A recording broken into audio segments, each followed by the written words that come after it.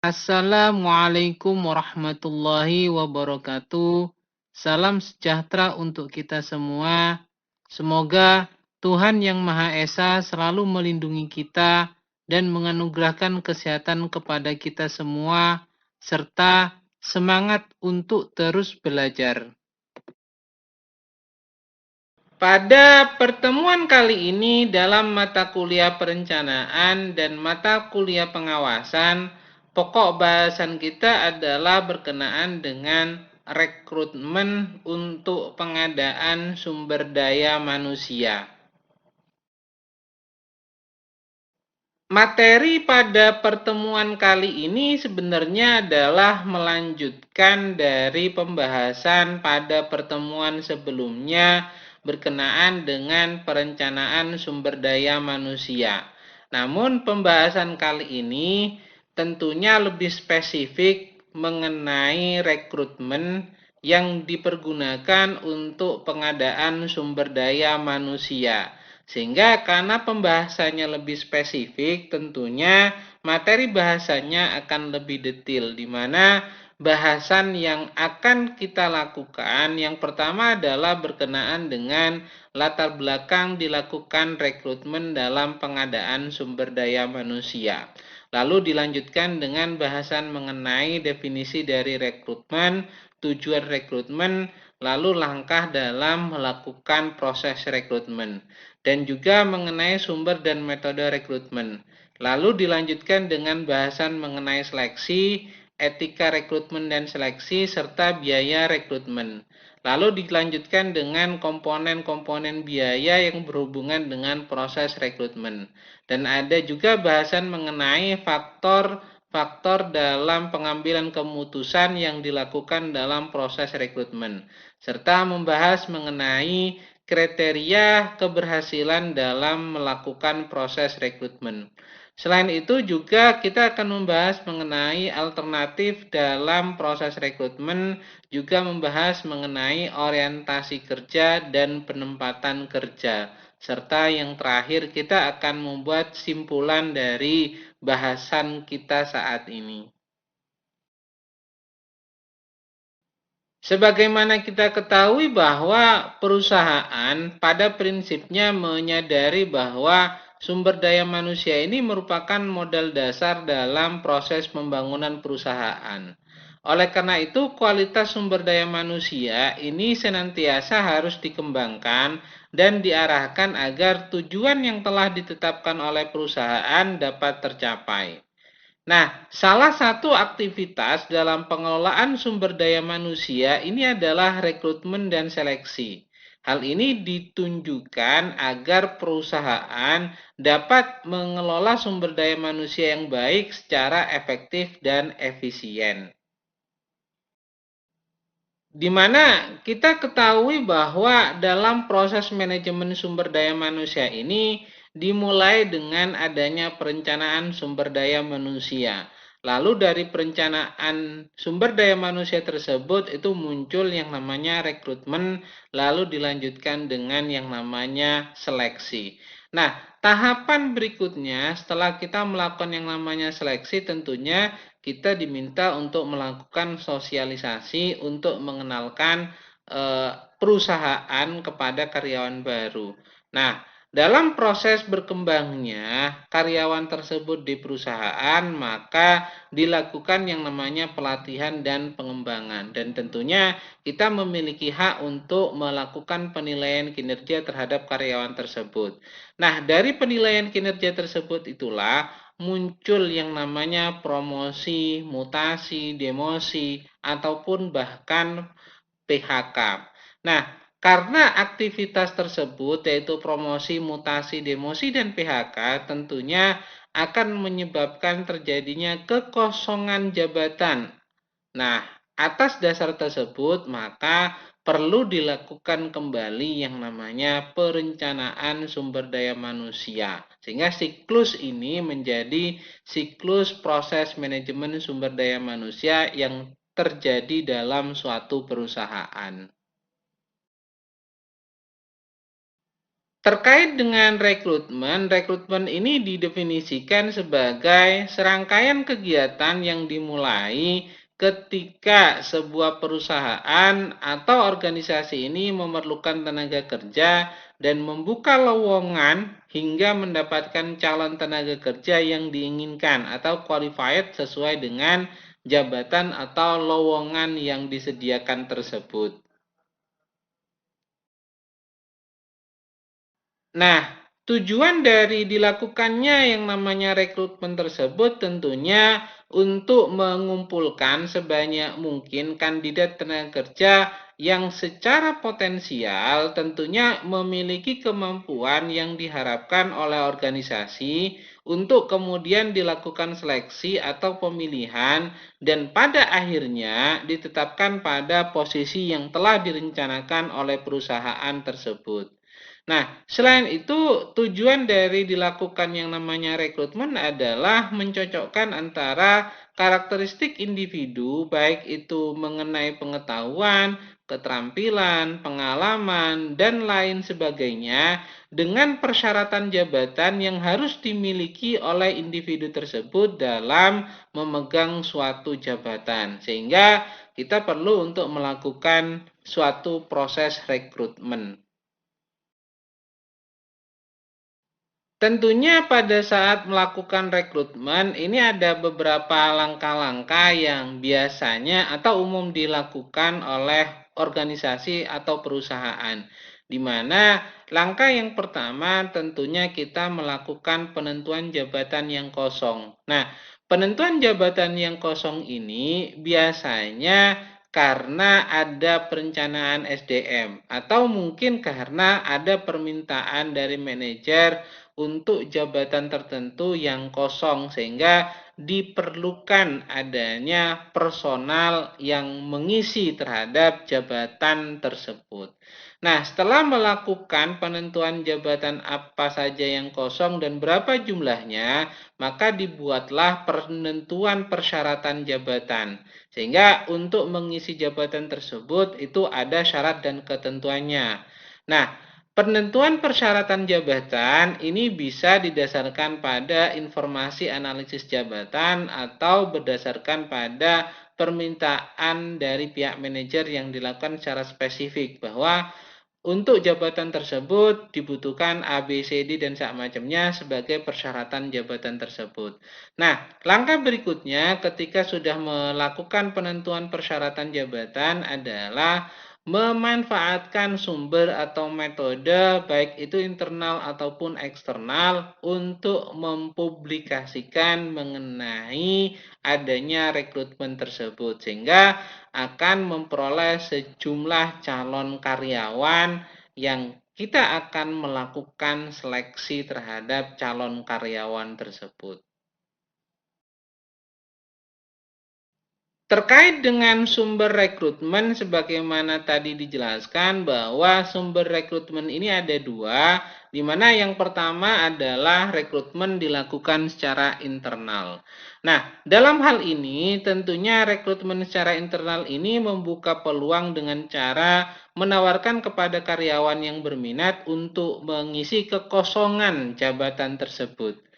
Dengan cara ini tentunya perusahaan telah memberikan peluang kepada semua karyawan yang potensial untuk tumbuh dan berkembang. Di sini membuktikan bahwa perusahaan memiliki jenjang karir yang jelas sehingga karyawan-karyawan yang memiliki potensi ini dapat tumbuh dan berkembang sehingga akan menciptakan suasana kerja yang terbuka serta dapat memotivasi terhadap kinerja karyawan itu sendiri.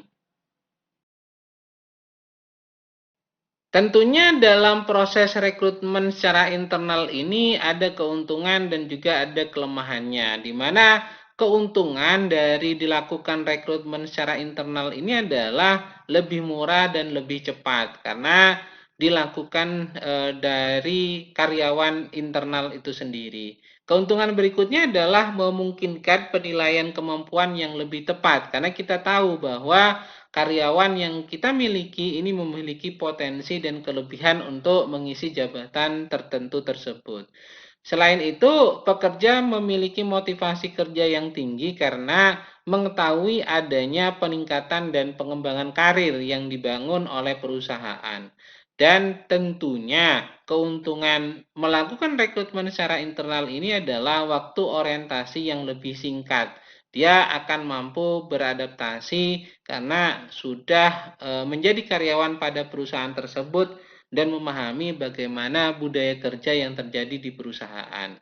Namun, dalam rekrutmen internal ini tentunya ada beberapa kelemahan, di mana kelemahan dalam rekrutmen ini yaitu membatasi masuknya pemikiran-pemikiran baru dan menghambat usaha untuk meningkatkan keanekaragaman terhadap tenaga kerja.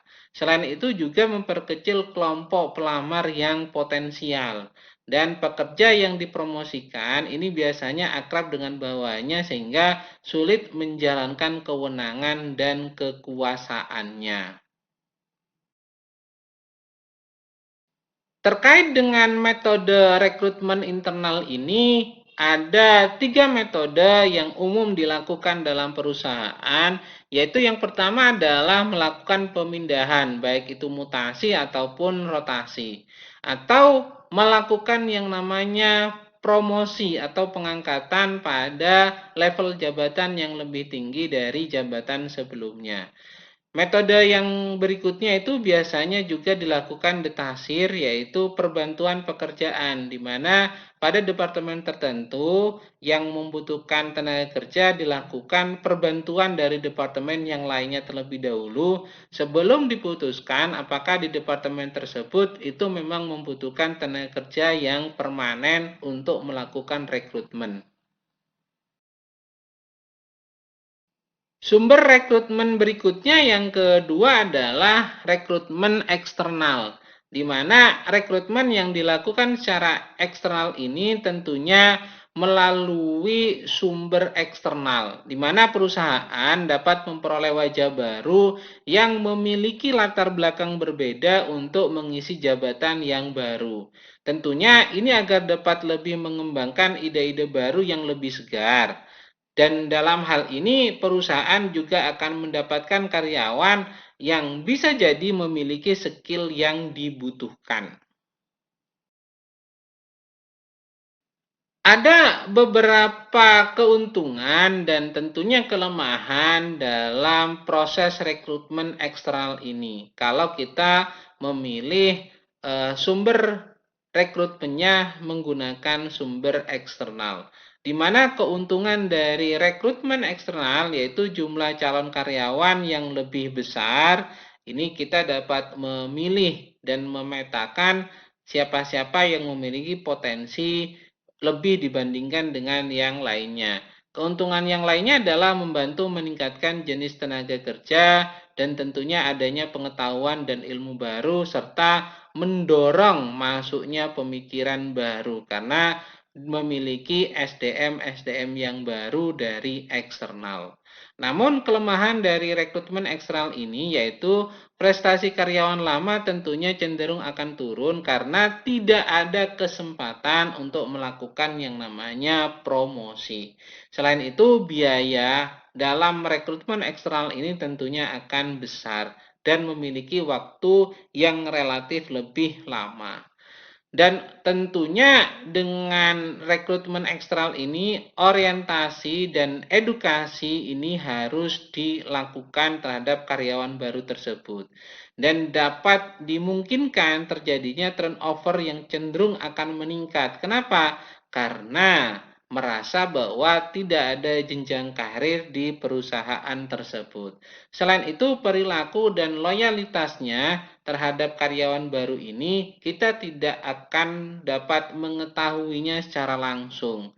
Apakah memiliki perilaku dan loyalitas yang tinggi terhadap perusahaan, ini dapat dibuktikan dalam proses yang akan terjadi ke depannya.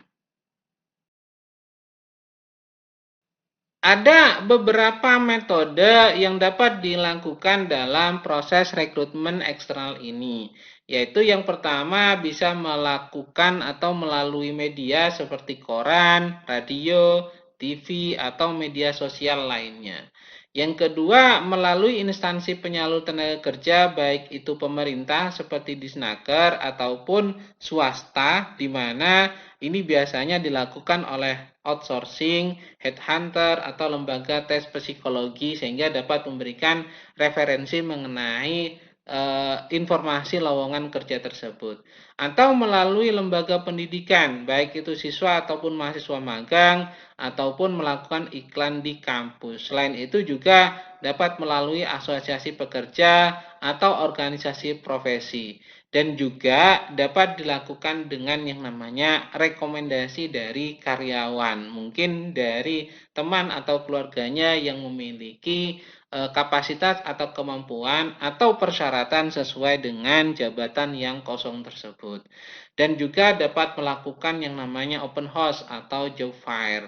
Nah, ini tentunya ada juga di mana rekrutmen eksternal ini menggunakan lamaran yang tak diminta, di mana ada beberapa personal yang mengirim lamaran terhadap perusahaan walaupun belum ada informasi mengenai lowongan pekerjaan. Ini bisa juga dimanfaatkan untuk mendapatkan data mengenai karyawan yang berkualitas untuk mengisi kekosongan jabatan tersebut.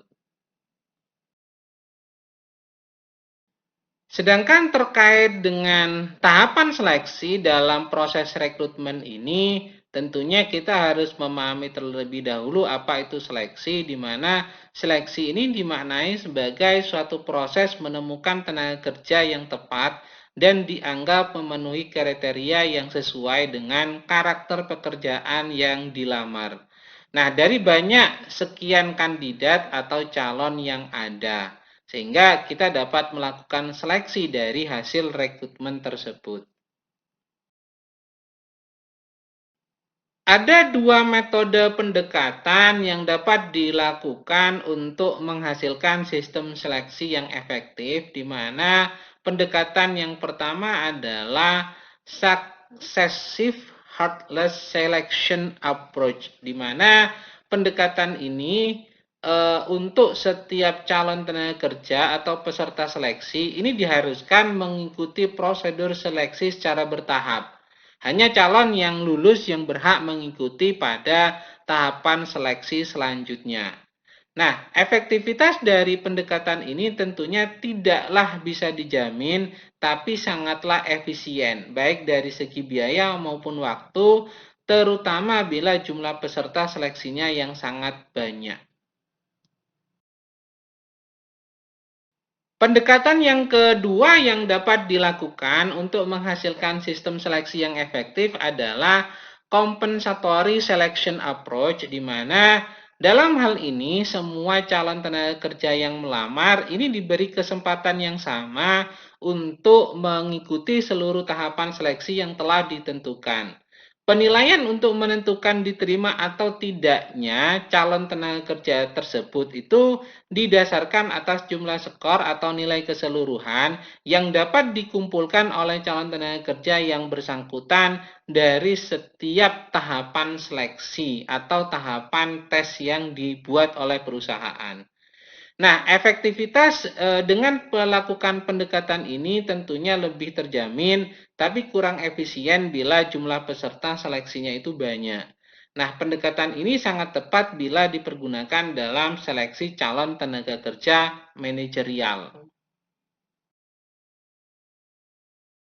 Ada beberapa instrumen yang dipergunakan dalam proses seleksi ini, di mana instrumen tersebut itu berupa surat-surat rekomendasi, dokumen lamaran, tes kemampuan, tes kepribadian, tes psikologi, wawancara, tes kesehatan, dan juga drug test kalaupun itu dibutuhkan, yaitu tes narkoba.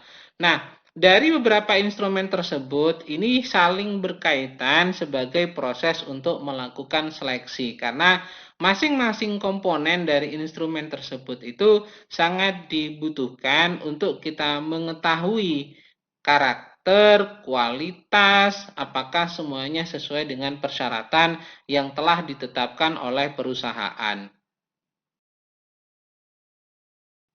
Terkait dengan proses seleksi, ada beberapa tahapan yang umum biasanya dilakukan, yaitu yang pertama adalah wawancara awal, di mana dalam wawancara awal ini mengeliminasi pelamar yang tidak memenuhi persyaratan, misalnya dalam hal ini dari sisi pendidikan.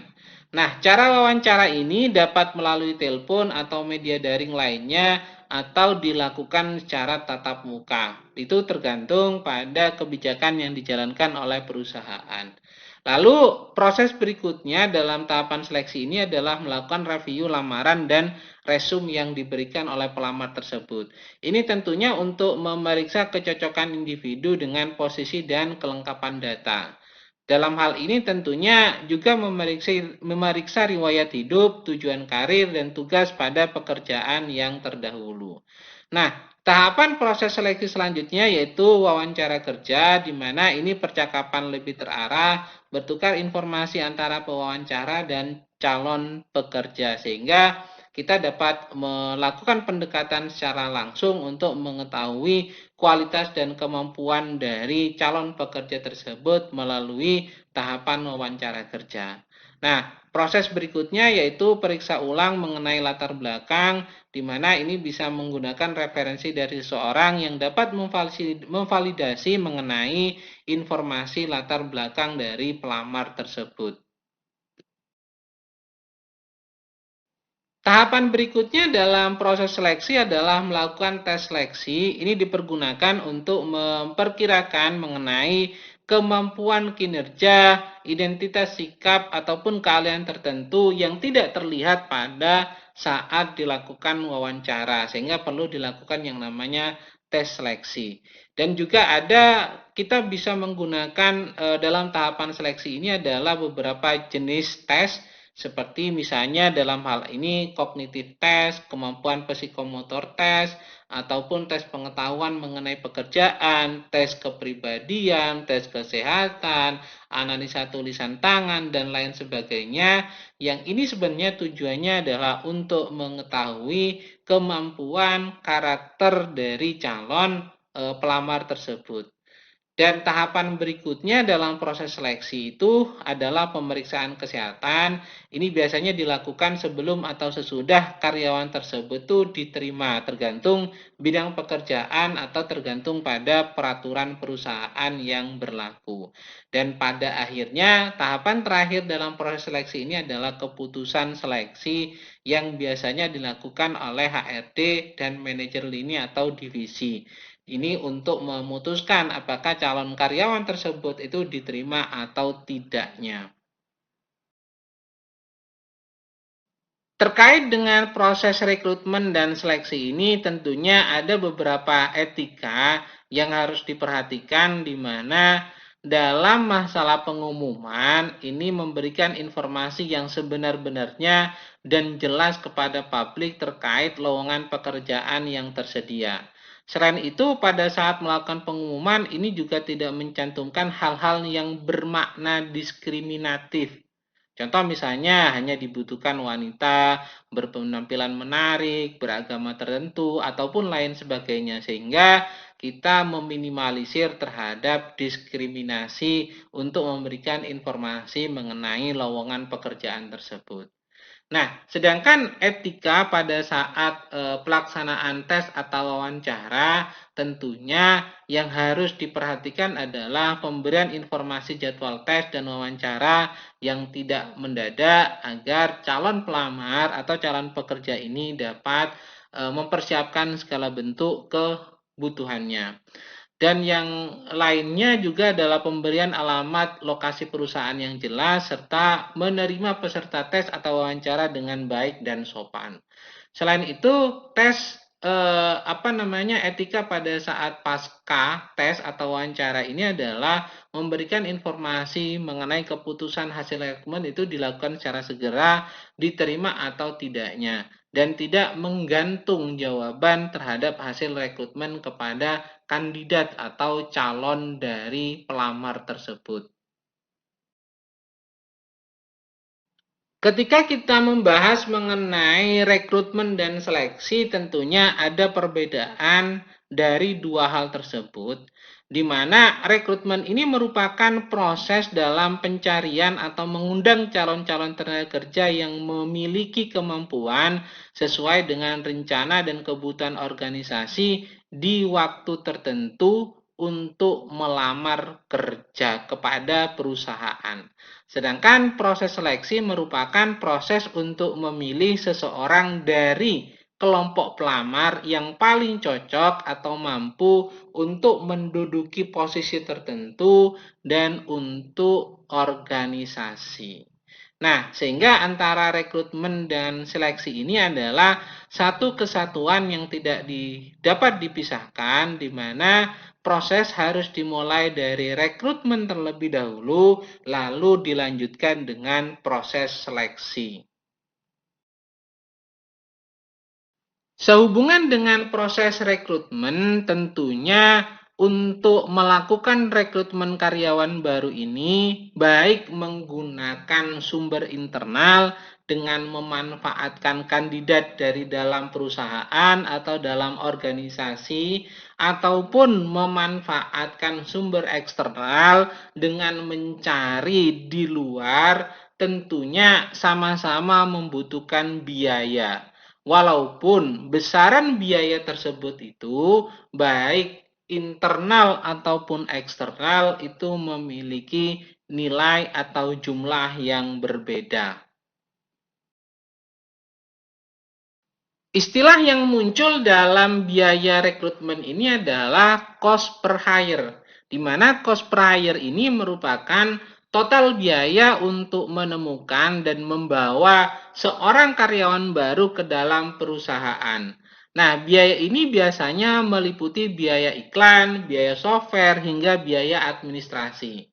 Setiap perusahaan sebaiknya dalam hal ini menghitung cost per hire-nya agar mengetahui biaya yang dikeluarkan untuk menjalankan proses rekrutmen.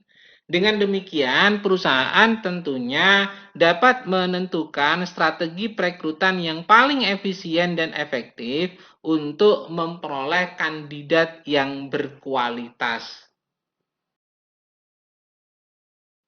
Terkait dengan komponen dalam biaya rekrutmen, kalau misalnya biaya tersebut itu dari sumber internal, maka biayanya merupakan biaya internal, di mana biaya internal ini merupakan keseluruhan biaya yang dikeluarkan untuk proses rekrutmen yang melibatkan unsur di dalam perusahaan, seperti perhitungan jam kerja dikaitkan dengan gaji tim rekrut internal perusahaan, atau juga biaya aplikasi software yang digunakan dalam proses rekrutmen tersebut. Sehingga kita bisa menghitung terkait dengan komponen biaya rekrutmen dengan menggunakan biaya internal tersebut. Sedangkan kalau kita menggunakan metode eksternal atau sumber eksternal, tentunya akan memunculkan yang namanya biaya eksternal, di mana biaya eksternal dalam komponen biaya rekrutmen ini merupakan biaya untuk proses rekrutmen yang melibatkan unsur di luar perusahaan. Seperti diantaranya adalah biaya pihak ketiga seperti headhunter, agensi, konsultan, dan biro psikologi penyelenggara tes, atau pembuatan dan pemasangan iklan lowongan kerja, ataupun biaya event seperti job fair dan sebagainya, dan juga tentunya ongkos perjalanan dalam melakukan rekrutmen tersebut. Terkait dengan formula menghitung untuk menentukan biaya rekrutmen, ini dapat menggunakan perhitungan di mana biaya internal ditambah dengan biaya eksternal dibagi dengan jumlah kandidat yang direkrut, sehingga akan ketemu cost per hire-nya. Kalau semisalnya metode yang dijalankan itu hanya dari internal saja, maka rumusan yang dipergunakan adalah biaya internal dibagi dengan jumlah kandidat yang direkrut. Namun kalau misalnya sebaliknya yang dipergunakan itu adalah sumber eksternal saja, maka rumusan untuk cost per hire-nya adalah biaya eksternal dibagi dengan jumlah kandidat yang direkrut. Nah, rumusan cost per hire ini kita mengasumsikan dalam melakukan rekrutmen menggunakan dua sumber tersebut secara bersama-sama, yaitu sumber rekrutmen internal dan juga sumber rekrutmen eksternal. Ada beberapa faktor yang dapat dijadikan dasar dalam pengambilan keputusan untuk melakukan rekrutmen, di mana faktor-faktor tersebut diantaranya yaitu yang pertama berkenaan dengan spesifikasi karyawan yang direkrut, dan juga berkenaan dengan jumlah karyawan yang diperlukan. Nah, selain itu juga mempertimbangkan mengenai beban biaya perusahaan, termasuk dalam hal ini berapa gaji, tunjangan, dan fasilitas yang akan diberikan kepada karyawan tersebut. Dan juga perencanaan dan keputusan strategis tentang perekrutan ini menjadi faktor yang menjadi dasar dalam pengambilan keputusan rekrutmen. Dan juga mengenai flexibility dan pertimbangan-pertimbangan hukum lainnya. Ada beberapa kriteria yang dapat dijadikan dasar bahwa proses rekrutmen ini dinyatakan berhasil, yaitu mengenai jumlah pelamar, jumlah panggilan atau jumlah penawaran, jumlah yang diterima, dan juga jumlah penempatan yang berhasil dilakukan. Nah, 4 indikator tersebut itulah yang dapat dijadikan kriteria mengenai keberhasilan dalam proses rekrutmen. Ada beberapa alternatif dalam proses rekrutmen yang dapat dijalankan oleh perusahaan kalau misalnya rekrutmen itu tidak jadi dilakukan, yaitu dengan memberikan waktu lembur lebih kepada karyawan atau melakukan yang namanya subkontrak pekerjaan untuk pekerjaan outsourcing atau melakukan pekerja sementara atau menyewa pekerja untuk waktu tertentu. Setelah proses rekrutmen dan seleksi ini dilakukan, maka tahapan selanjutnya adalah kita berbicara mengenai orientasi kerja, di mana orientasi ini merupakan proses yang mencoba menyediakan informasi bagi seorang karyawan baru mengenai keahlian-keahlian dan pemahaman atas organisasi dan tujuannya. Nah, program orientasi ini dimulai dari pengenalan informasi yang singkat sampai program formal yang panjang. Biasanya dalam hal ini, karyawan baru itu diberikan buku panduan tentang jam kerja, penilaian kinerja, pembayaran gaji, dan liburan atau cuti, sebagaimana yang ditetapkan oleh perusahaan. Dalam orientasi karyawan baru ini diberikan informasi mengenai latar belakang perusahaan dan pekerjaannya, sehingga ini disebut sebagai sosialisasi kepada karyawan baru. Nah, sosialisasi ini merupakan proses penanaman dalam diri karyawan tentang sikap, standar, nilai-nilai, dan pola perilaku yang diharapkan oleh organisasi dan departemen ini dapat dijalankan oleh karyawan baru tersebut. Nah, program orientasi kerja ini yang pertama tentunya memberikan sambutan yang menyenangkan kepada karyawan baru. Selain itu, melakukan office atau factory tour agar karyawan baru mengetahui lingkungan kerjanya seperti apa. Selain itu juga memberikan employee kit dan kontak person kalau ada beberapa hal yang dibutuhkan yang tidak dipahami oleh karyawan baru tersebut. Dan juga memberitahukan mengenai peraturan perusahaan yang berlaku pada organisasi tersebut. Tahapan terakhir dalam proses rekrutmen yaitu melakukan penempatan kerja, di mana penempatan kerja ini merupakan aktivitas untuk menempatkan karyawan pada bidang pekerjaan yang dianggap sesuai dengan kompetensi yang dimilikinya, baik itu berkenaan dengan pengetahuan, keterampilan, ataupun keahlian. Nah, penempatan kerja ini biasanya merupakan kewenangan dari atasan langsung dari pegawai yang bersangkutan setelah dikonsultasikan dengan pihak manajemen. Ada beberapa faktor yang menjadi pertimbangan dalam penempatan kerja ini. Yang pertama tentunya berkaitan dengan pendidikan. Faktor kedua berkenaan dengan pengalaman. Faktor ketiga berkenaan dengan keterampilan dan pengetahuan kerja dari karyawan tersebut. Dan yang keempat adalah berkenaan dengan faktor kesehatan fisik dan mental. Serta yang kelima adalah faktor usia. Itu adalah faktor-faktor yang menjadi pertimbangan dalam penempatan kerja, baik itu kepada karyawan baru ataupun kepada karyawan yang lama. Nah, dalam penempatan kerja ini kita juga harus menjunjung tinggi terkait dengan prinsip-prinsip yang harus dijalankan, di mana dalam penempatan kerja ini harus memperhatikan mengenai prinsip kemanusiaan, sehingga semuanya dianggap sama untuk memenuhi terhadap jabatan tertentu. Nah, prinsip berikutnya berkaitan dengan masalah demokrasi, karena setiap orang memiliki hak yang sama untuk jabatan tertentu. Dan prinsip berikutnya adalah the right man on the right place, menempatkan seseorang pada tempat yang sebaik-baiknya, atau pada jabatan tertentu itu harus diisi oleh orang yang terbaik. Selain itu juga kita harus memperhatikan mengenai prinsip equal pay for equal work, di mana untuk pekerjaan tertentu ini juga memiliki upah yang sama dengan pekerjaan yang sejenis. Dan prinsip yang juga perlu diperhatikan dalam penempatan kerja ini adalah kesatuan arah, kesatuan tujuan, dan kesatuan komando agar dapat mencapai tujuan perusahaan yang telah ditetapkan.